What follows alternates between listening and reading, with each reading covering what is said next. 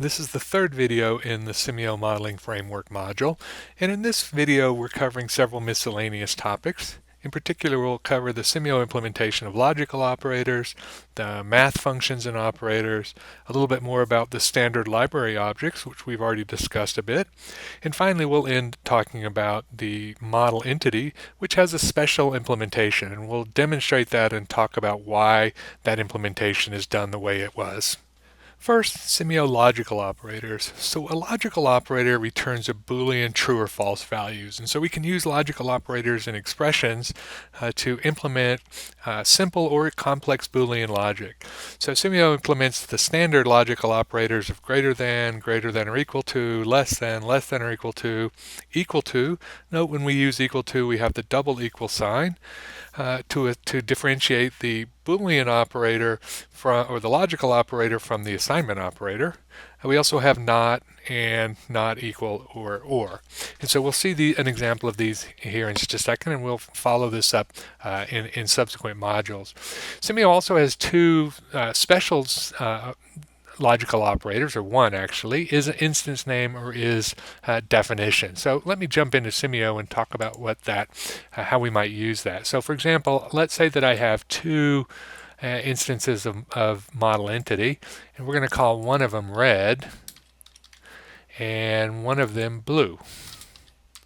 And we might as well change their colors accordingly so that it makes sense. So we'll have blue be blue, and we'll have red be red. And so I now have two instances of the model entity object. And so if I want to differentiate between these, let's say that I'm at a server module and I need to know whether I have a red entity instance or a blue entity instance, the logical is.instance name allows me to do that. I can also use is with respect to a definition name. So I could say, is this a model entity? Or is this an entity? Or is this a server? Right? So we can use the is operator with both an instance name or a definition name. So for example, we can also combine Boolean operators. So not is red would be true or have a value of 1 if the entity is not red. I can combine functions further. So for example, I could say is red and then parenthetically entity priority equal 1 or entity priority equal 5. And so this Boolean operator would be true only if the entity was red and its priority was either 1 or 5. We can have if 2 is less than entity priority and entity priority less than or equal to 5, would say give me a true value if the entity priority is greater than 2 but less than or equal to 5. Finally, I could say use in I could use combine mathematical expressions to say is red times 10 plus is blue times 5, and what that would do is return a value of 10 if the entity is red, 5 if the entity is blue. So if I wanted to use those values 10 or 5 depending on whether the entity is red or blue, this simple logical expression or simple Boolean expression using logical operators would allow me to implement that without having to have any kind of decide logic. And using semiological operators to construct these types of Boolean expressions is a very powerful modeling technique. It allows me to implement many things without having to resort to decision logic. And so that's also something that people who are new to Simio tend to underuse. And so throughout the training, we'll try to highlight situations where this might be an appropriate technique. Simio also has many mathematical and other types of functions that are available. We have the standard numerical operators, plus, minus, times, divided by. We also have power, the power operator, and so the example here is 2 caret 3 results in 2 to the third power, or 8. Using the math object, so math dot something, we have many different functions, mathematical functions. So we can implement if, we can round values, we can do minimum, maximum, and so on. So there are a variety of mathematical operators available. We can also use the string function to implement many string functions like comparisons, converting to a string value from a numerical value, and so on. There's a family of date time functions, which lets us get the month, the day of the week, convert something to a string so you can give the string a particular format.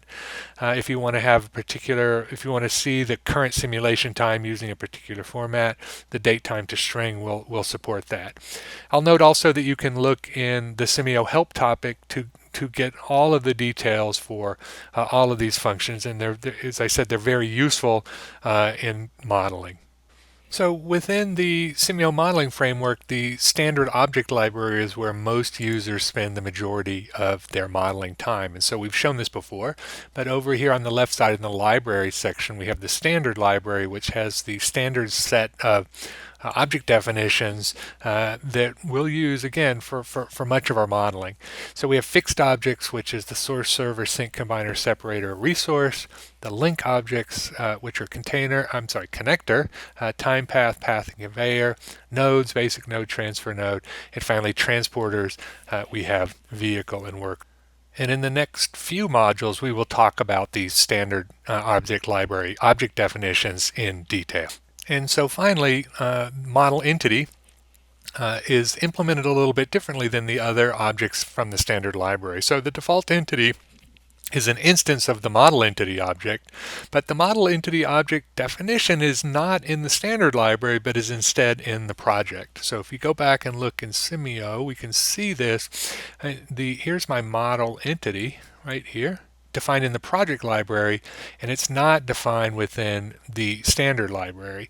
So the model entity has the base object of entity, and it's automatically placed in the project library.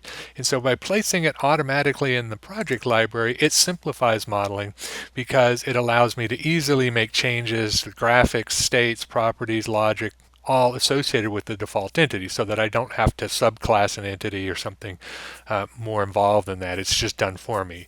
And so the default entity is usually placed in the model so that you can edit its size, symbol, shape, property, or so on. So it's just a convenience to have that automatically defined for you in the project, rather than so that you can make changes to that object definition.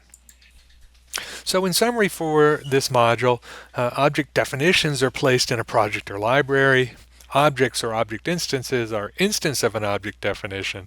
They're derived from one of the base classes. Resource can be seized or released by other objects, so any resource can declare any object can declare itself a resource.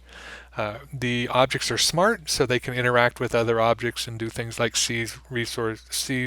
refuse seize requests, and so on.